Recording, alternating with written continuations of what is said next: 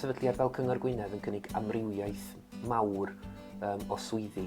Da ni'n cyflogi nag os i 7,000 o bobl yma yng Ngwynedd, swyddi yn amrywio o'r gyfraith, swyddi'n ymwneud efo meysydd fel peirianneg, cynllunio, gwasanaethau cymdeithasol, addysg, athrawon, amrywiaeth mawr iawn o swyddi.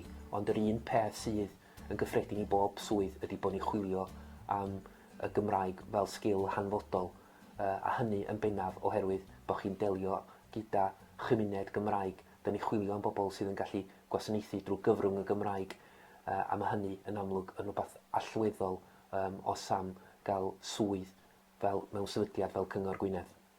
Mae mwy a mwy o fusnesau yr ardal yma yn defnyddio'r Gymraeg fel iaith fusnes yn ymateb i anghenion eu cwsmeriad drwy gynnig gwasanaeth drwy gyfrwng y Gymraeg.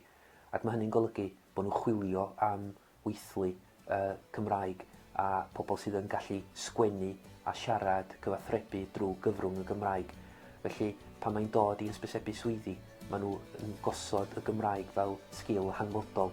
Ac wrth gwrs mae hynny yn ffactor allweddol ar gyfer pobl ifanc. Mae'n bwysig iawn bod pobl ifanc yn ymwybodol bod sector breifat bellach yn ogystal â'r sector gyhoeddus yn chwilio am bobl sydd efo'r gallu i sgwennu a siarad drwy gyfrwng y Gymraeg.